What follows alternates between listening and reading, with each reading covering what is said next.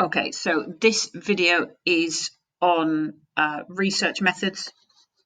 Remember, you've got your research methods booklet to use as well for your revision. You've got the research methods section in your textbook or on Caboodle, and you have any additional notes that you made during your research methods lessons. This will just go through the topic as a whole and hopefully answer any questions that you have or fill in any gaps in your knowledge, and you can use this to check off your revision and decide whether you are all up to date in time for the exam.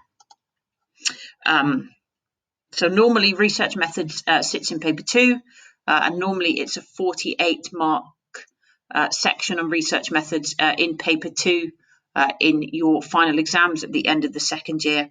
In this end of year exam, you will have half an hour of your 2-hour exam on research methods. So you will just have 24 marks in this end of year exam. This is the AQA spec. So this explains what you need to know in terms of research methods. The specifications are available on the AQA website. They're also up in John Shields in the Psychology building. They are also in your booklets. It's worth knowing what's in the specification because that tends to be what you are asked about. So that's the specification as well. Okay, so if we start with the features of science, so psychology is a science, and one of the things that you need to know in research methods are the features of science and what makes something a science.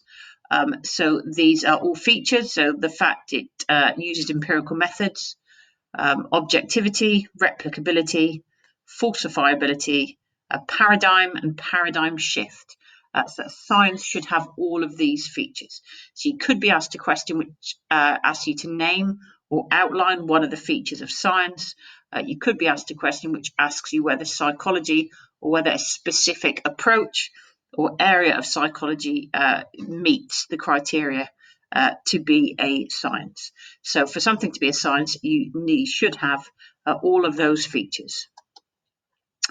And then you have theory construction.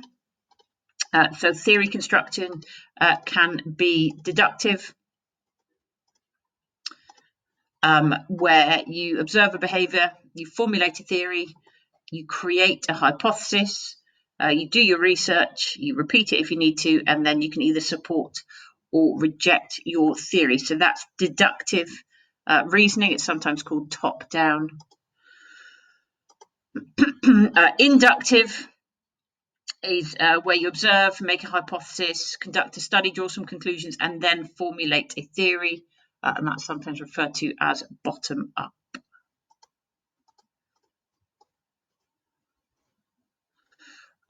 So just a definition of what inductive reasoning is, or what the inductive method is, and what the deductive method is. So same information as on the previous 2 slides, just in a kind of flowchart form for you.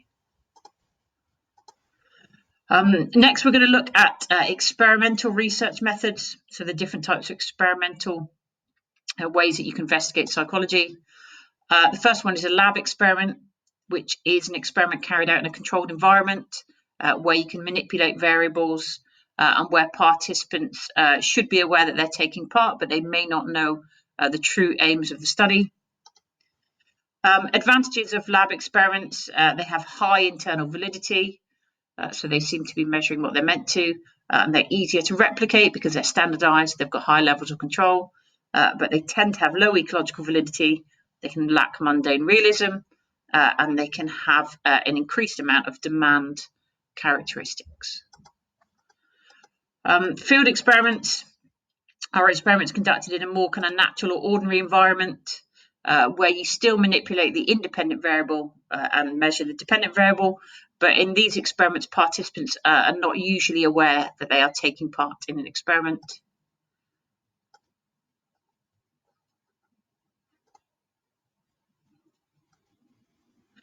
Some advantages of field experiments, they have high ecological validity and higher mundane realism, and they have a lack of demand characteristics, so participants tend not to change their behaviour. However, they have lower internal validity and they're less easy to replicate. So If you notice, these are like the opposite of what you would find for a lab experiment.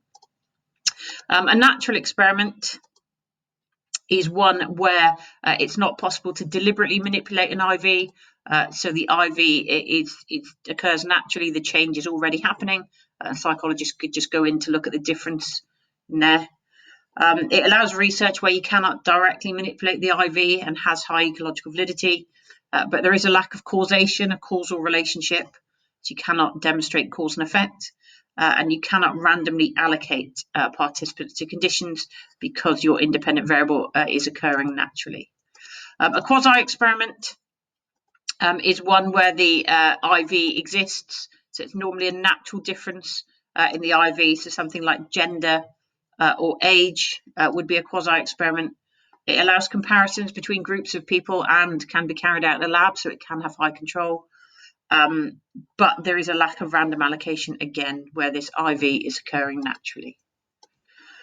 In an experiment, you tend to have different variables. So the independent variable would be the one that you manipulate. The dependent is the one that you measure. And you're looking for cause and effect. So you're looking for causation. The cause is the IV and the effect is the DV. And if you are asked to describe variables, any variables in an exam question to get full marks, they need to be operationalized, which is put in a form that can be measured. There are other variables that you can get in an experiment. So you could get extraneous variables. So that's anything other than the IV, which might have an effect on the DV. These can be controlled by the experimenter. And then confounding variables. So variables that aren't controlled, which do affect the results. So extraneous variables and confounding variables both have the potential to affect the dependent variable. In an experiment, you will have an aim, which is a stated intention of what you want to do, and you will have a hypothesis, which is a statement of your prediction. An experimental or alternate hypothesis is your prediction about what you think will happen. This will either be directional. If there's been previous research, you'll predict the direction of the effect, or it'll be non-directional, so there'll be a difference, but you won't be able to predict what that is. So directional hypotheses usually occur if there's been previous research. And then a null hypothesis is a statement of no difference. So you're saying nothing will happen, and if it does, it's due to chance. So your aim is developed from a theory, and then your hypothesis is created based on your aim. So again, the directional hypothesis occurs if there has been previous research on a particular area. And just a reminder, if you're describing variables in an exam, you need to make sure that you operationalize them, so clearly define them in a form that can be measured. We can use control conditions in psychological experiments, which provide kind of a baseline measure for behavior, and that acts as a comparison for our experimental conditions where you have the differences in your IV. You always want to try to control variables. So we've mentioned extraneous and confounding variables. You may also get demand characteristics that might affect your results, and you might get investigator effects that might affect your results. So a demand characteristic would be any way that the participant might change their behavior. For example, if they worked out what the study was about, if they took a cue from the experimenter. And an investigator effect is anything that an experimenter might do that encourages certain behavior, for example, using a leading question. And just a reminder, you've got extraneous variables, which might have an effect on the DV. These can be participant variables, and these can be situational variables. In an experiment, we want to try to use randomization to control for any kind of bias or order effects. One example that we can use is counterbalancing, and we want to use standardization, so making sure that exactly the same procedure is followed for every participant. In psychology, validity is correctness. It's about whether something is correct. There are different types of validity. So you've got internal validity, whether something measures what it's meant to. External validity, whether something is correct beyond a study. That can include ecological validity, population validity or temporal validity. Face validity is whether something looks like it measures what it's meant to, and concurrent validity is when you have two similar tests and looking at whether they both measure the same thing. So validity is correctness. It's whether something is correct or not. Reliability is about consistency. So internal reliability, making sure stuff is consistent within an experiment. External reliability, whether it's consistent if you repeat the experiment. Test retest, if you do the same test on the same people at a different time and you want to get the same results. Inter-observer or inter-rater reliability is where you use two or more observers observing the same thing with the same categories. You compare their score and you want to look for an 80% agreement or an agreement of plus 0.8. So experimental design. So we can have an independent group or measures design. And that's where we take a group of participants, split them into two. One group becomes condition 1, and one group becomes condition 2. And then you measure the dependent variable for each group. So that's an independent groups design. So that's unrelated. And then you would compare the two groups. A repeated measures design is where you take your participants.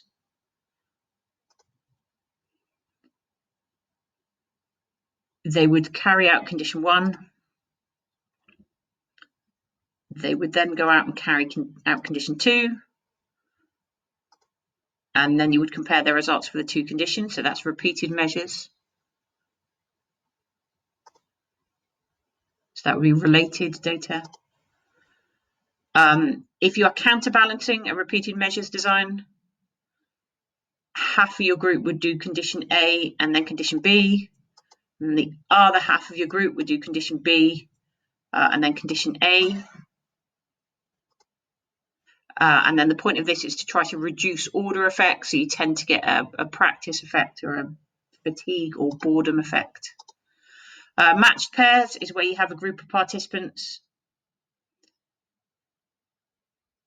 You find out who you have in your group and you recruit another group that matches relevant characteristics of that group. So intelligence or age or gender.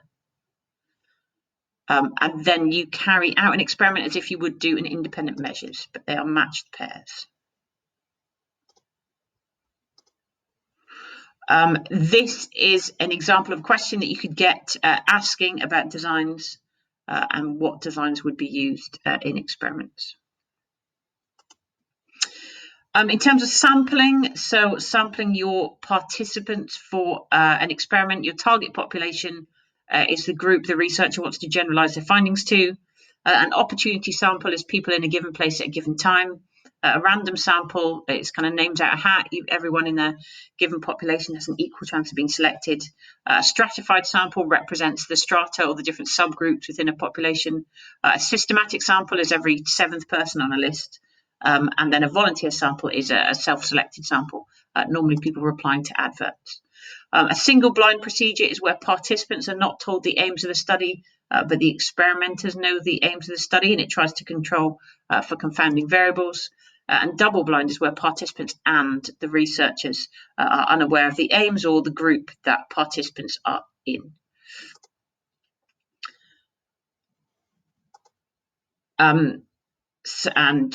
Just to reiterate, so a population is a group of people who the researcher uses that they take their sample from, and then there's different sampling techniques that you can use. So a random sample is names out a hat or a random number generator. Give everyone a number, then randomly allocate so many to condition 1, so many to condition 2. A systematic sample is taking every 10th name from a list of a target population. A stratified sample is identifying subgroups within a target population, working out the proportions of subgroups, and then randomly allocating that proportion into your population. An opportunity sample is people in a given place at a given time. It's normally quicker and easier to do.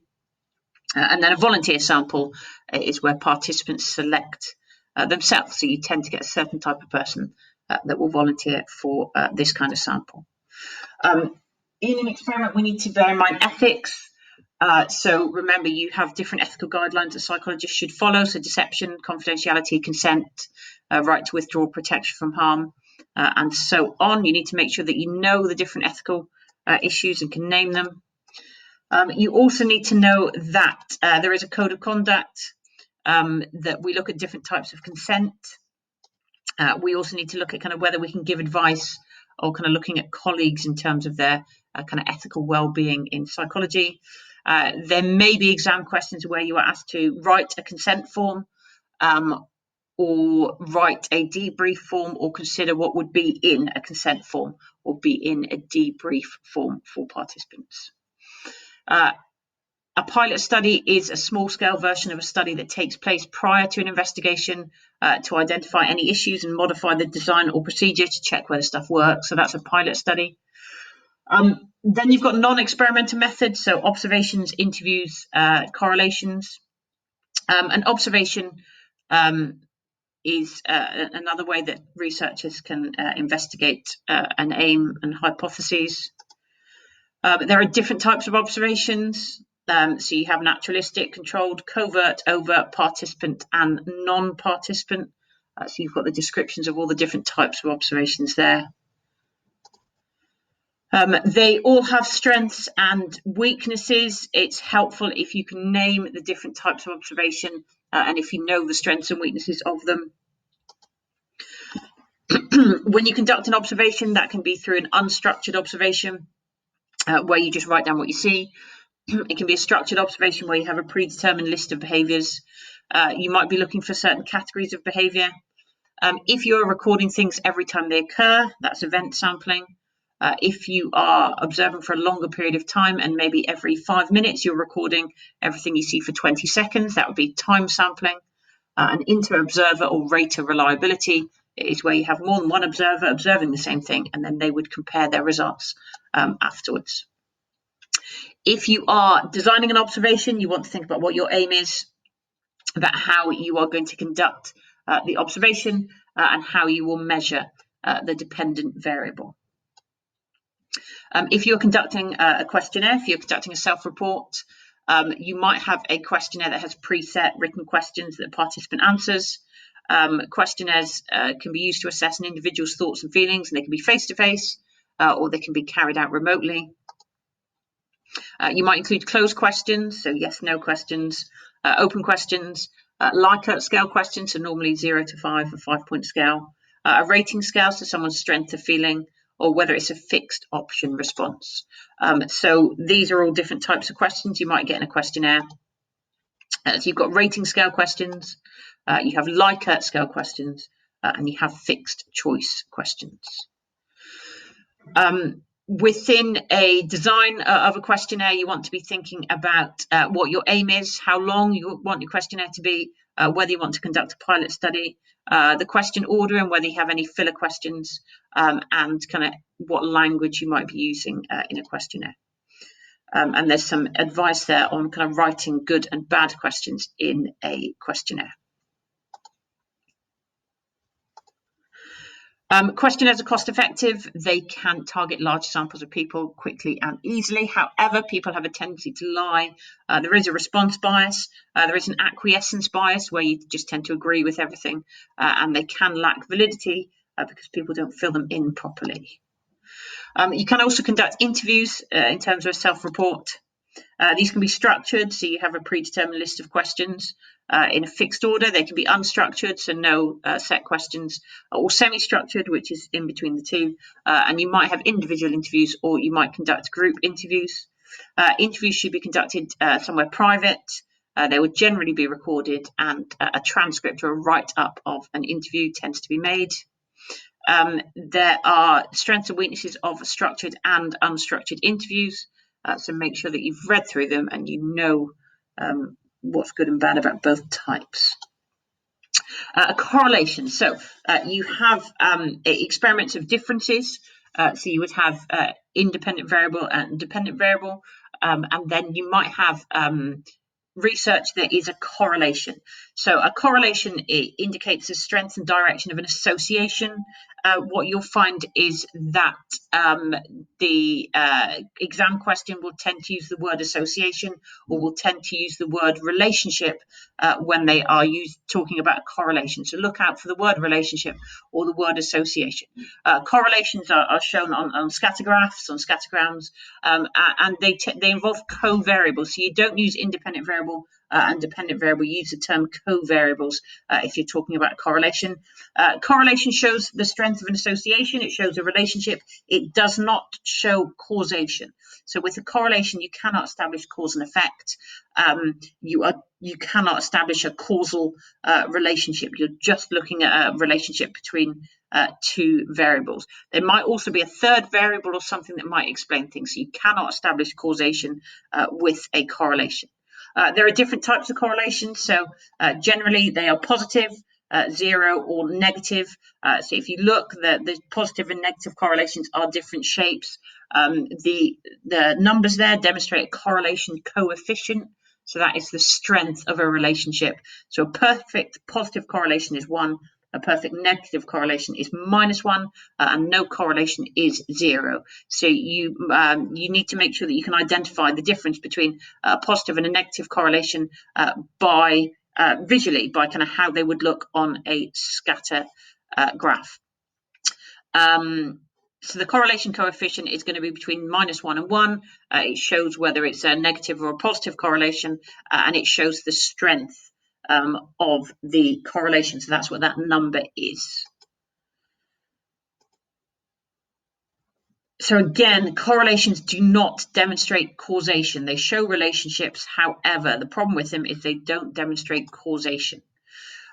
Experiments, you can demonstrate causation, you can demonstrate cause and effect, but you cannot do that in correlations because you do not manipulate the independent variable. In fact, there's no independent variable in a correlation. Remember, you just have covariables. So correlations have advantages and disadvantages. That's what's on the screen just now. There are other methods of investigation that you could use. So a meta-analysis, which is where you collate results from lots of studies on one topic to get a more accurate understanding of something overall. You can also conduct a case study, which is a detailed kind of in-depth analysis of an individual or small group. So with meta-analyses, you tend to get quantitative data, so lots of numbers. With case studies, you tend to get qualitative data, so more descriptive data. Content analysis is a technique that converts qualitative data to quantitative data. So it converts descriptions to numbers. It's done through coding, and it's done through converting information in categories into numbers. This can be done through thematic analysis and through general content analysis. So you group items together that come under a similar theme, so that might be pre-existing categories, and then you quantify these, and then you code them. So you might be looking for certain words, you might be looking for certain themes or so on, and then you just code something. So there's research into how Lego has become more violent over time. So what researchers did is they looked at the front of Lego boxes and they looked for the amount of weapons that were on there, and that was the coding unit that they were looking for, and they just tallied up the number of weapons on the boxes, and then they converted that to data where they tried to look at whether the Lego had become more violent. Content analysis is good because it enables you to compare qualitative results with each other, but it is time consuming and it is fairly subjective. Remembering research methods that 10% of marks allocated to you is related to mathematical skill. There is a page in your student booklet on this. It's worth looking at that to check your general maths skills. So you've got different types of data as well. So nominal data, which is discrete or category data, ordinal data, which is something that's ranked or scaled, interval data, so equal measurement scales, and ratio data, so stuff that has an absolute 0. So these are data types. They're sometimes also referred to as levels of measurement. An inferential statistic is a stats test. It's what you use to determine whether your study has a significant finding or not. Probability is the likelihood that something will happen. It's a number between 0 and 1, and it's used to predict something. So 1 as a probability is a statistical certainty, and 0 is a statistical impossibility. In psychology, we tend to use a probability of 0.05. So it's kind of a 5% probability of something happening by chance. You're 95% sure something has worked. You've got kind of 5% wiggle room in there. So that's a level of probability we tend to use, a 0.05. Remember in psychology that probability is just a way to try to demonstrate statistical certainty. We're not proving something, we're just supporting something. We can sometimes make an error when we're working out the probability of something happening in psychology.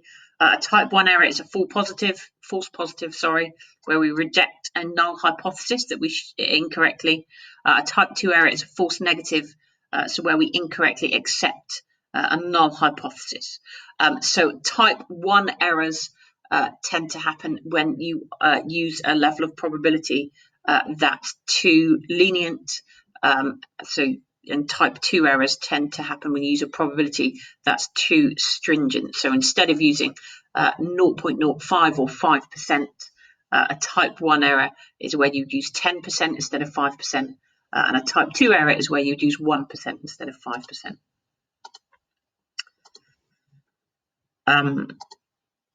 Measures of central tendency are averages. There's 3 types of central tendencies. You've got a mean, you have a median, and you have a mode. You might be asked to calculate any of these in an exam question. There are different situations where you can use the different measures. This can also link to the levels of measurement of the type of data. So means tend to be used for interval data, medians for ordinal data, and modes for nominal data. And then you have a measure of dispersion, which is a spread. So there's 2 spreads. You have the range and you have standard deviation. So the range tends to be used on ordinal data, and standard deviation tends to be used on interval data. Sometimes in a question, you'll be given data in a table. This will either be a raw score, or it may be a average, or something that's been kind of calculated.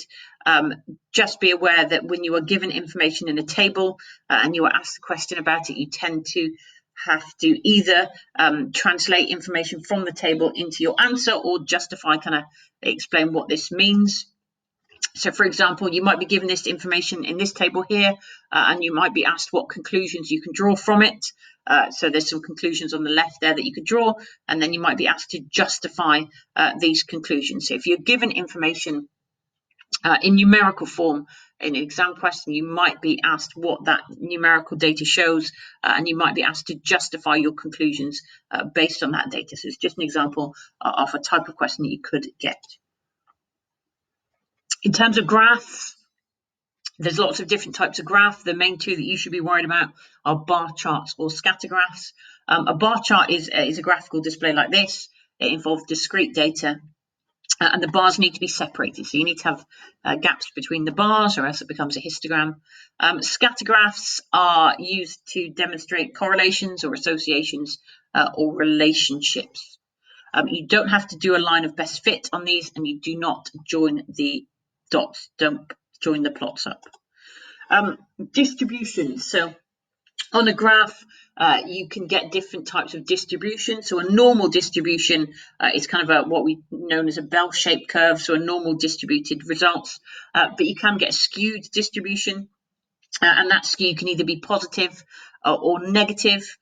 So a positive skew is, for example, most people getting a low score on a test, and a negative skew would be most people getting a high score on a test. This is what the different skews look like. So there's positive skews and negative skews. A normal distribution is the bell-shaped curve where the peak would be in the middle. You should be able to identify either a normal distribution curve or a negative skew or a positive skew from a graph. You could also be asked to identify it from some figures. If you look, the mode is always kind of the peak of your graph, and then that will help you decide whether you're looking at a skew or not. For example, if you have a set of data where your mode is lower than your median or your mean, that would demonstrate a positive skew. And a simple way to look at the direction of the skew is to subtract the median from the mean. So there you've got the three skews again on the screen, and it kind of shows you what they would look like. In terms of the mathematical content, you could be asked to calculate a percentage in a question. You could be asked to convert a percentage to a decimal. You could be asked to convert a decimal to a fraction. So these are all on these slides if you want to go back later on and just check your knowledge of them. You might also be asked to convert something to a ratio. This is a less common question, but something that can appear. These are also mathematical symbols that the specification assumes that you know. You should have covered them at Maths GCSE. So just to recap on probability again, and the different types of data, and some examples of the different types of data.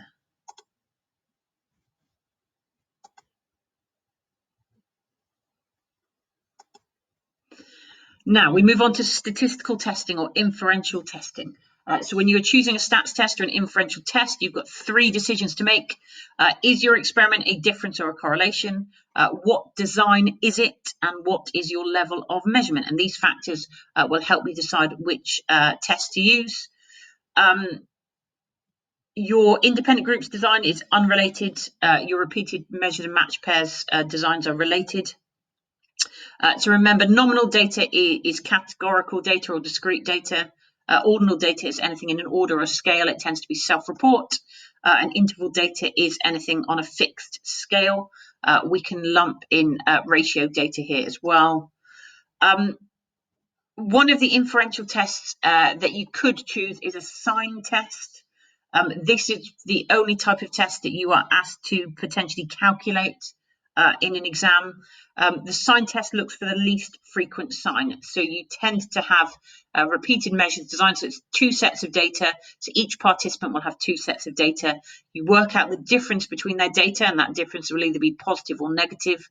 You add up the amount of differences you have. So how many negative differences you have, how many positive differences you have, and then you take the least frequent sign, and that is your S value. So if you have 10 people with scores from two tests, and if out of those 10 people, 4 of them have done better in the second test, 3 of them have done worse in the second test, and 3 of them have done the same, you will have 4 pluses and 3 minuses. Your smaller of the numbers is 3, so your S value, your value from that sign test is 3. And then your N, your number of participants, becomes 7, because out of those 10 sets of scores, only 7 people had a difference. So that's a sign test. Double check in your notes if you're still not sure about it. Remember, the critical value that we use for these stats tests is 5%. So we're 95% sure that something's worked. It's giving us kind of a 5% wiggle room here. So with your inferential test, when you're choosing your stats test, you want to decide whether your test is parametric or not parametric. To determine whether a test is parametric, it will have interval level data, it will have a normal distribution, and it will have a small spread or no variance in its sample. If it's a test of difference or correlation, it will be a Pearson's test. If it's a correlation, it's a Pearson's test. If it's a test of difference with a repeated measures design, it's a related t-test. And if it's a difference with an unrelated design, it's an unrelated t-test. And then for your non-parametric tests, if you've got nominal data, it will either be a chi-squared or a sign test. If it is an association or relationship on ordinal data, it will be a Spearman's test. And if you have ordinal data and you have an independent design, it's a Mann-Whitney test or a repeated measures design. So when you're choosing, when you're deciding on your inferential test, you need to learn this flowchart, or you need to learn the table that's on the next slide. But you need to learn one of these. So you could get an exam question which asks you which statistical test you would use or which inferential test you would use and why. So you either learn this or you learn this. Exactly the same thing is on it. You just need to learn one of those ways of remembering the test. And then just to recap, with your 3 levels of measurement, there is a good average and a good spread to use for each of them. That is displayed on the table here. We might be asked whether our results are significant. This information will be at the bottom of the table in an exam question, so the information is always there for you. If you want to learn it instead, some of the tests, the calculated value needs to be greater than the critical value to be significant. Those are the tests that have an R in them. And for some of them, the calculated value needs to be lower than the critical value. And those are the tests that have a W in them and the sign test. Psychologists can carry out peer review. This is where research is reviewed by experts in that field before it is published. Peer review is used to allocate funding, is to validate the quality of research, to suggest any improvements, and to assess kind of the rating of university research departments. There may be unintentional bias with peer review, and there is also error that sometimes emerges through peer review. When research is written up to be published, it's written up as an investigation. That investigation will always be written in the same format. You will have a title, then you'll have an abstract, which is a summary of the rest of the paper. An introduction will be there with previous research and aims and hypotheses. Then you have the method section, which will describe how you carry out your experiment sampling and so on. Results section will have descriptive and inferential statistics. So descriptive statistics are your averages, your graphs, your spreads. Your inferential statistics are your stats test. Then you've got your discussion with your conclusion, what you did, what you found out. References are any articles you used to write up your research, and appendices is kind of where you put any surplus information. You need to know the different sections of a research report. You are sometimes asked what might be in a certain section. Mentioned earlier about psychology being a science. Just a reminder that for something to be scientific, it needs to be objective. So it needs to be unbiased. It needs to be replicable. So you need to be able to carry out research again. It needs to be falsified. So you need to be able to prove it wrong. So that's falsification. Science should be falsifiable. You should have a paradigm or a big theory. So a set of shared assumptions within a discipline. So each of the approaches in psychology have their own paradigms. And then again, you've got this deductive reasoning. So it's top-down reasoning, and inductive reasoning, which is bottom-up reasoning. In psychology, you might be asked to construct a theory or test a hypothesis. So you need to know what theory construction is. You need to know why hypotheses are used. And then all theories should have predictive power, so they should be able to predict people's behavior. And then you need to bear in mind ethics as well.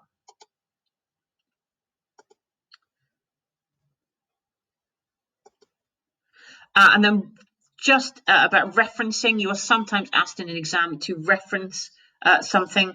A reference for a book looks like this. So it's Harvard referencing we use. So it's surname, initial date, name of the book, and then the place of publication and the publisher. Or you might be asked to reference a journal, which is what's on the left-hand side or what's on this screen here. So that is all of research methods. So again, please check your booklets, check Caboodle, check your textbooks, and make sure that all your notes are up to date.